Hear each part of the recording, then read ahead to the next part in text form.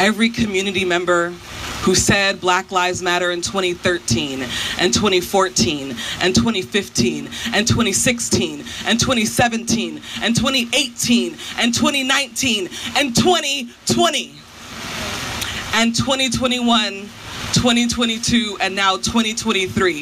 If you believe that Black Lives Matter, if you believe that Black Lives Matter, then fight for my cousin. Fight for Keenan Anderson. Fight for his life because he deserved to be alive right now. He deserves to be in DC with his students.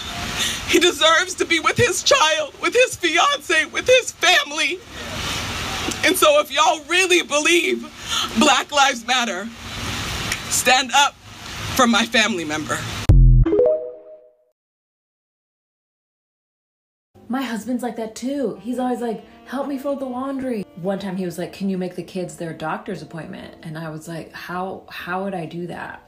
I didn't even know kids had doctors. There's no way I would know the kids need to be picked up from school every day unless he tells me. And then he's like, you don't wake up with the baby. I don't hear the baby at night. And I also don't know where he keeps the bottles. Ugh, nag, nag, nag. I always tell him he needs to relax. We have 3 kids, and when I go to sleep, the house is a mess. When I wake up, the house is clean. And I always tell my husband, just calm down. The work gets done. You just have to be chill and everything works out.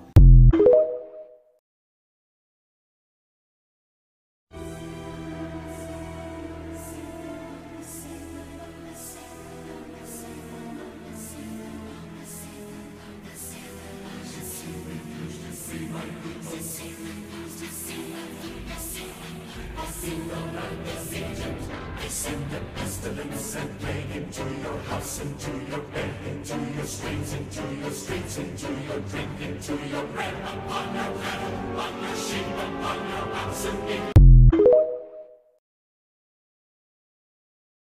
It's giving well fed. It's giving she don't miss no meals. It's giving she can hold her weight. It's giving I'm warm. It's giving she never goes. The N-word in America is seen as a public common good, and recognized as a public common good, all of us believe that we should have access to this term and to this word, i.e. a culture is supposed to be shared, George. How dare you be able to gatekeep cultures because if you're not able to, there's a saying my grandmother always said, that the world wants black people rhythm but don't want the blues, so we have different ways that black culture is situated that makes it where yeah, say it again. The saying is, my grandma always said, little George, them folks want our rhythm, but they don't want our blues. Do y'all understand what that means? Yes. I'm going to contextualize what is the blues? The blues is what? Pain, the struggle. The pain, the sadness, the what? The pain. The pain, the what? The experiences. Keep going. Yeah, but it's important to recognize this cultural good is seen as a public good. And black people, we recognize there's a distinction that's made in this. So all the great parts of black culture that make you feel great and joy, that's American culture, that's pop culture, that's good. Yes. All of the parts of the blues, the stuff that I say that make you feel uncomfortable, I don't want that part. It's something I've seen in doing this work. What's an older white woman, Jane Elliott, I think her name? Yep. Jane Elliott, she does this thing, she asks white people, raise your hand if you would want to change positions with a black person. And nobody raises their hand.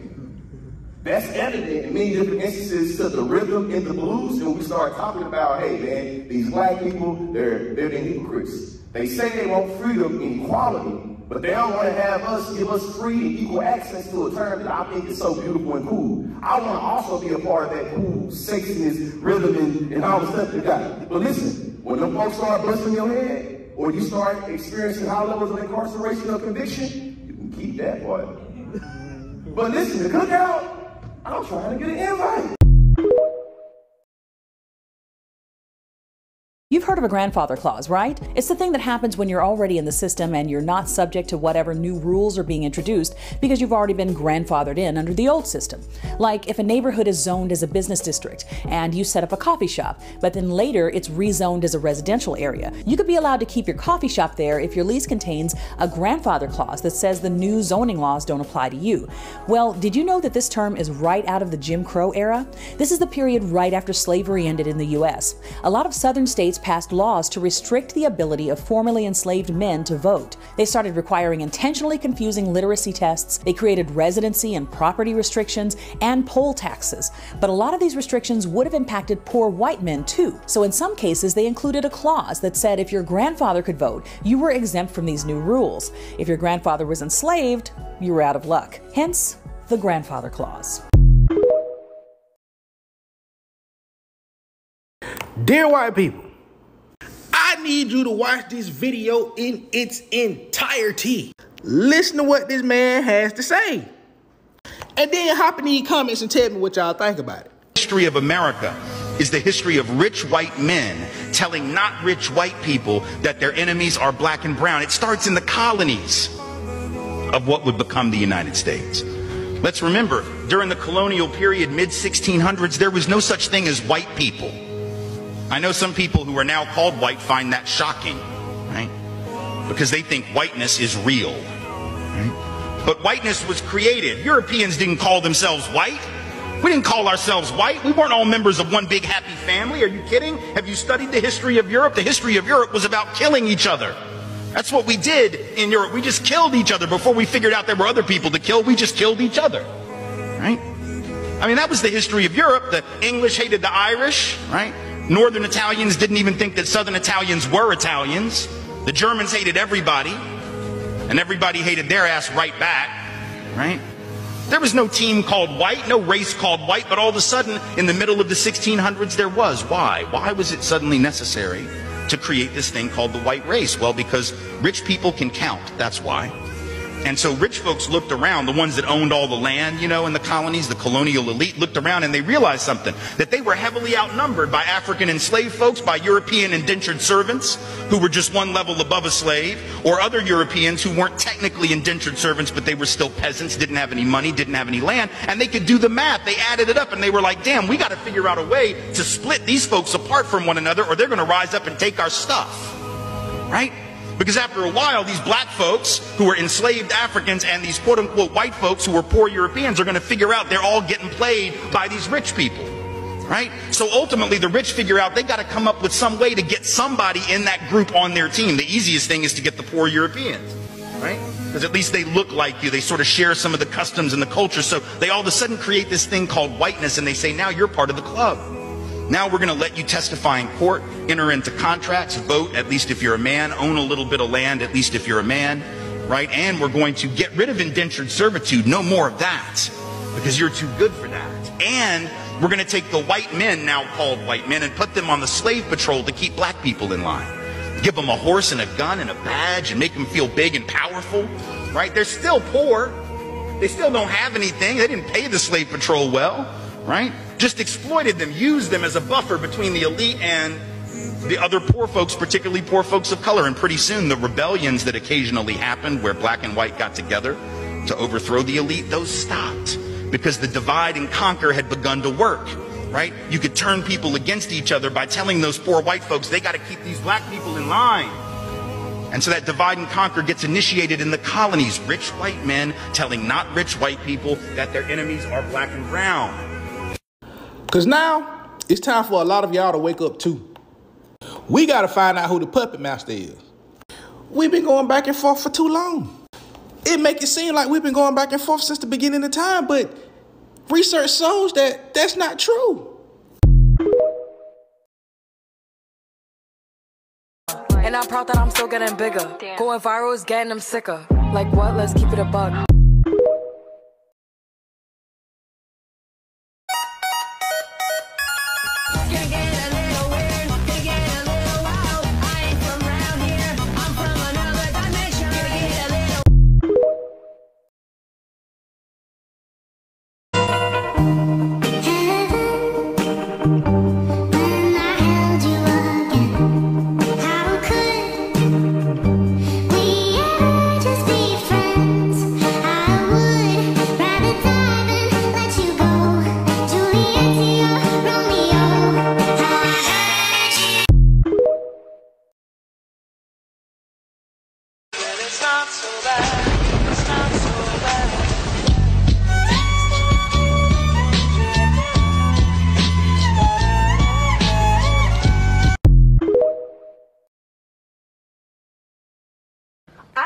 get made fun of at school because I wasn't black enough.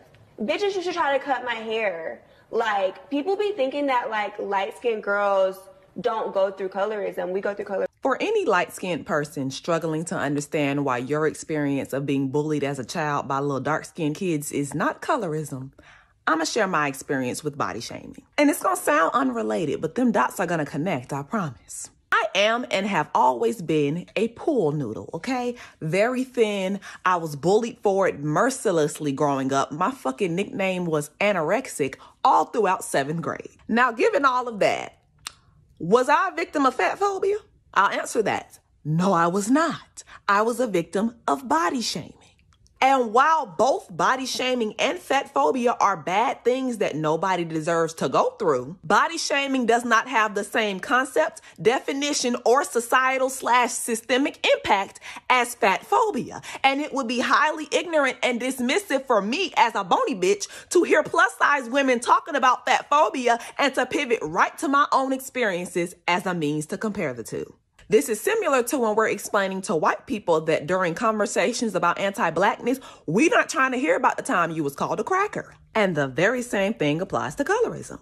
Colorism is both defined and implemented as the subjugation or oppression of darker-skinned people within the same ethnic group based on the white supremacist ideology that the closer your skin is to white, the better you are. So while I do think that you guys should have a space to talk about childhood bullying, especially about your skin color, it's just that much like Miss Girl in the clip, y'all only seem to desire these spaces when dark or brown-skinned people are educating about colorism because you feel defensive at hearing that you have privilege at the expense of others in your community.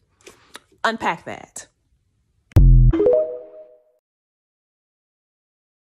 Today I'll be explaining what colorism is for those who may not know about it or those who refuse to acknowledge that it exists. So what is colorism? Colorism is generally defined as prejudice based on skin tone. More specifically though, it's a form of discrimination that favors lighter skin tones and all around more Eurocentric facial features to darker skin tones and more Afrocentric facial features. What's crazy though is that despite the fact that some people do experience colorism, the word doesn't officially exist. Alice Walker is credited with first using it out loud and in print in her 1983 book, but sadly our communities continue denying its existence. But make no mistake, colorism has roots and is the product of racism. Where racism is carried out by people of one race against those of another, colorism can also happen among members of the same ethnic or racial group. As a result, dark-skinned people can experience both racism and colorism. And what's sad is that this is conditioned into us early on. In a 2010 study by CNN, children of all races pointed to lighter-skinned cartoon characters when asked to identify which of them were pretty or smart, and associated negative characteristics to those with darker skin tones. In Chika Okoro's TEDx Stanford talks, she speaks out about colorism and its presence in the entertainment industry. And as Alicia Tran noted, historically, a lot of communities have held blackness as a bad thing and have culturally transmitted these negative connotations across time both within and outside of their groups. But where does it all stem from? In America, it dates back to slavery when lighter skin enslaved people were given preferential treatment by being made to work in the house as opposed to the fields. Why so? Because more often than not, they were the illegitimate offspring of slave owners. Working in the house thus increased the chance that light-skinned black or mixed people would be literate and trained in a certain thing, and so over time, light skin came to be viewed as an asset in the enslaved community. Sadly, this didn't disappear after emancipation. Colorism continued with light-skinned black folks receiving opportunities that were off-limits to dark-skinned black people. As such, many upper-class families in black society were light-skinned, which in turn further linked light skin with the notion of privilege within the black community.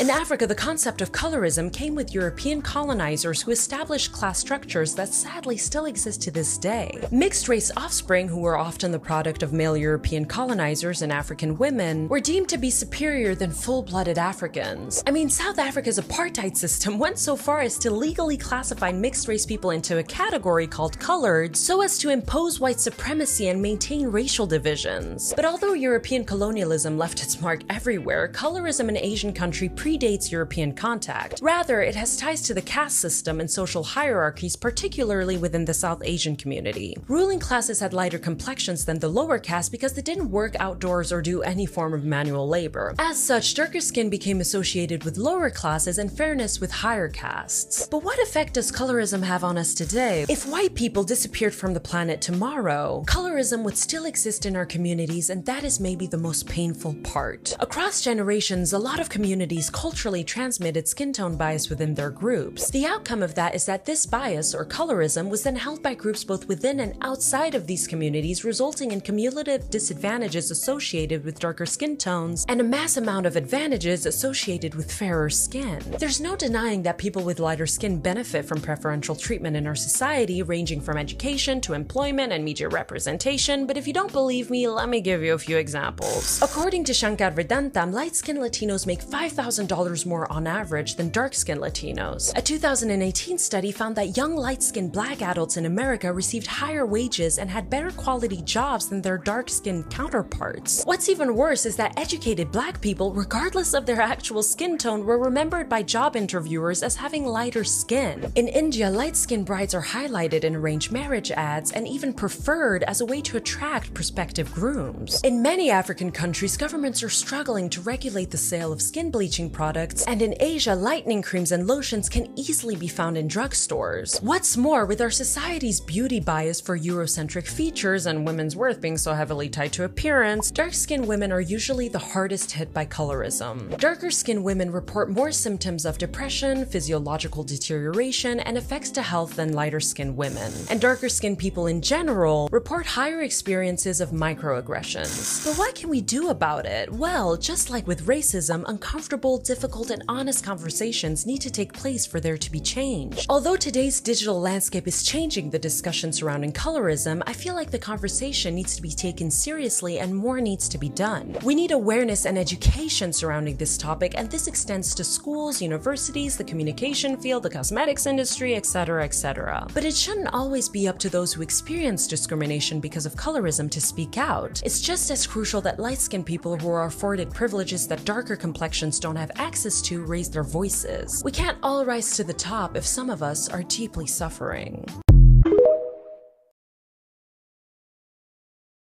Ooh! Could you ate that scrundly yum yum? Right now, turn over. Turn over, I'm gonna tase you. Turn over, or I'm gonna tase you. See, in order for Black people to get the revolution we need to make this a Black revolution. How do we make this a Black revolution? We need to practice Black revolutionism. What is Black revolutionism? Let me explain.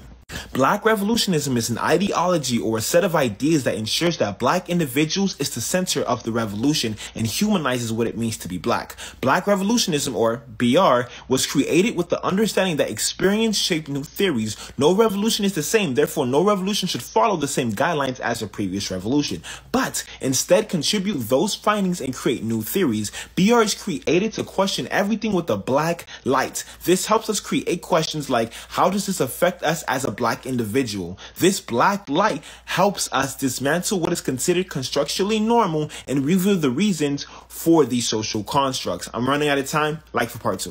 This is true inclusivity. Get into how deep this shade is, okay? NYX came out with a brand new foundation, y'all. This is the Bear With Me Blurring Foundation in the darkest shade 24 Java. This is a foundation, y'all. Look at this shade match. Hello? Let's just go ahead and blend her out, y'all. Y'all, I know y'all see my skin right now. You know what's even better? It's only $14. Available in drugstores. You could walk into your drugstore and pick up this shade. Amen. And it did, in fact, do what it was supposed to do. I don't know if y'all could tell, but I am literally blurred out. This is what the darkest shade of a new foundation drop should look like. NYX, y'all did that. Amen. When companies come out with new complexion products, let alone foundation, this should be the darkest shade, okay? And honestly, they could probably even go 2 or 3 shades darker, but for the first drop, amen. This is true inclusivity. Come on now. Come on. Yeah. We must also realize that the problems of racial injustice and economic injustice cannot be solved without a radical redistribution of political and economic power. Stop! Before you post an MLK quote, watch this. Martin had a dream, but here's reality. Remember, Martin Luther King Jr. was assassinated for advocating for Black workers' rights and challenging capitalism. Black people today still make 30% less than white. Prisons still exist, and black folks continue to be criminalized every single day. Black femicide, driven by transphobia and misogynoir, is still rampant. White people still own 98% of all land across the United States. White people are fucking bastardizing AVE and stealing our culture for great profit. Political prisoners are not free. Whatever white people think critical race theory is still under attack. This is still a country designed for white people's benefit. So before you post that MLK quote in your Instagram stories or your company's newsletter, there are other actions to take. Black people still have not received reparations from this raggedy state. More info in the caption.